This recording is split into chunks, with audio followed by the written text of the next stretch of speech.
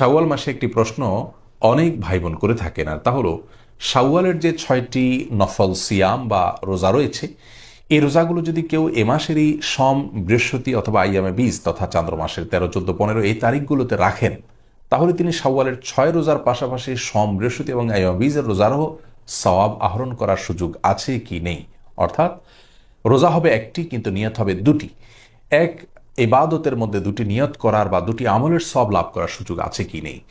এই প্রশ্নের উত্তরকে আমরা দুই ভাগে ভাগ করতে চাই। প্রথমে সংক্ষিপ্ত উত্তরে আমরা শুধু শাওয়াল মাসে ইস্যুটা বলতে চাই, এরপরে এই বিষয়ে ইসলাম শরিয়ার মৌলিক নীতিমালাটা উল্লেখ করতে চাই, যার মাধ্যমে অন্যান্য ইবাদতের ক্ষেত্রেও একাধিক নিয়ত কোথায় করা যায় কোথায় যায় না সে বিষয়টি আমাদের কাছে পরিষ্কার হবে ইনশাআল্লাহ তাআলা। শাওয়াল মাসের 6টি রোজা যদি আমরা এ মাসেরই সোম, বৃহস্পতিবার কিংবা আইয়ামে বীজের যে দিনগুলো আছে সেই দিনগুলোতে আমরা রাখি এবং একাধিক নিয়ত করি, তাহলে একই সঙ্গে আমরা একাধিক ইবাদতের একাধিক রোজা রাখার সওয়াব লাভ করতে পারি ইনশাআল্লাহ তাআলা। অর্থাৎ কথার কথা, সোমবারে আপনি রোজা রাখলেন শাওয়াল মাসের, এবং সেই সাথে এটাকে সোমবারের রোজা রাখার নিয়তের পাশাপাশি শাওয়ালের 6 রোজার একটা আপনি নিয়ত করলেন, তাহলে শাওয়ালের 6 রোজার একটা হিসাবেও কাউন্ট হবে, আবার সোমবার রোজা রাখার সওয়াব আপনি লাভ করবেন। দুটি সওয়াব আমরা লাভ করতে পারছি একটি ইবাদতের মাধ্যমে। এই সুযোগটি আমাদের হাতছাড়া বোধহয় করা উচিত নয়। আর কেউ যদি সোম, বৃহস্পতিবার রোজাগুলো রাখেন যথারীতি এবং বীজের রোজাগুলো রাখেন, সেই সাথে শাওয়ালের 6 রোজা আলাদা দিনগুলোতে রাখেন, তারটা তো সবচাইতে উত্তম হবে এবং তার সওয়াব যে বেশি হবে সেটা তো বলাই বাহুল্য। কারণ ইন্না আইজামাল জাযা ইমা আইজামিল বালা, যার কষ্ট যত বেশি হবে আল্লাহ তাআলা তাকে সওয়াব তত বেশি দিবেন। অতএব তারটি সম্পূর্ণ স্বতন্ত্র। কিন্তু আমরা কেউ চাইলে দুটি নিয়তকে ইনক্লুড করতে পারি একটি দিনের রোজার মধ্যে শাওয়াল মাসের ইবাদতের ক্ষেত্রে এই স্কোপটি রয়েছে। অতএব এই সুযোগটি আমাদের হাতছাড়া করা উচিত হবে না। আর এই বিষয়ে ইসলাম শরিয়ার মৌলিক নীতিমালা হলো, একটি আমলে যদি একাধিক ইবাদতের নিয়তকে ইনক্লুড করতে হয়, তাহলে সে আমল হতে হবে এমন আমল যেটি মুখ্য নয়।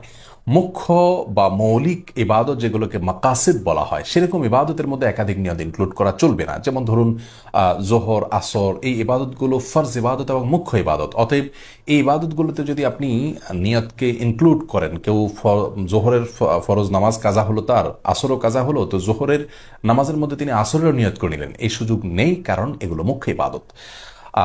যেগুলো ওয়াসাইল জাতীয় ইবাদত, যেগুলো মুখ্য নয় এমন ইবাদত, যেমন ধরুন মসজিদে প্রবেশের 2 রাকাত সুন্নাত, মসজিদে প্রবেশ করার পর নামাজ না পড়ে যেন মানুষ না বসে, এটা হলো মূল বিষয় এখানে। ওই 2 রাকাত যেটি আমরা মসজিদে প্রবেশের সম্মানার্থে পড়ছি হাদিসের নির্দেশ অনুযায়ী, সেই 2 রাকাতই এখানে একমাত্র মুখ্য নয়, মুখ্য হলো নামাজ পড়াটা। তো এই ইবাদতটি এমন ইবাদত যেটি মুখ্য নয়, ওয়াসাইল জাতীয় ইবাদত, এটাকে কন্ডিশন বা শর্ত জাতীয় ইবাদত আমরা বলতে পারি। তো এইরকম ইবাদতের মধ্যে ইনক্লুড চলে। অর্থাৎ ফজরের নামাজে আপনি মসজিদে প্রবেশ করলেন, করে ফজরের 2 রাকাত সুন্নাত পড়লেন, সেই সুন্নতের মধ্যে আপনি যদি তাহিয়াতুল মসজিদেরও নিয়ত করেন, তাহলে সেটার সুযোগ আছে। অর্থাৎ এখানে 2টা ইবাদতের নিয়তকে আপনি ইনক্লুড করতে পারবেন। তার কারণ হলো, একটি ইবাদত এখানে আমরা দেখতে পাচ্ছি এটা মুখ্য নয় এমন ইবাদত। তাহলে যে ইবাদতগুলো মুখ্য, 2টি ইবাদতই মুখ্য, সেখানে এরকম ইনক্লুড করে নিয়ত করা যাবে না। আবার নফল যদি হয়, তাহলে সব নফলের ক্ষেত্রে আবার 2 নফলকে একসাথে নিয়ত করার কোনো সুযোগ নাই, মুখ্য নয় এমন জায়গায় ইনক্লুড করা চলবে।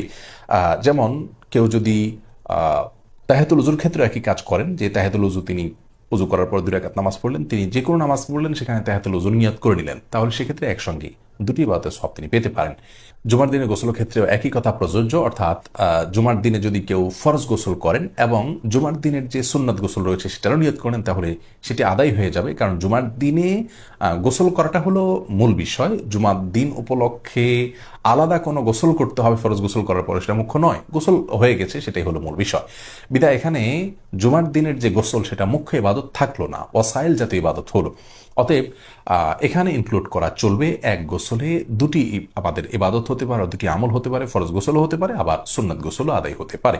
একই কথা শাওয়ালের 6 রোজার ক্ষেত্রে প্রযোজ্য, যে সেগুলো সোম, বৃহস্পতি বা আইয়ামে বীজের দিনগুলোতে আমরা যদি নিয়ত করে নিই, তাহলে এখানে ইনক্লুড করা যাবে। অতএব সব ক্ষেত্রে আবার 2টি ইবাদতের নিয়ত আমরা একসঙ্গে একটা ইবাদতের মধ্যে করার সুযোগ থাকছে না।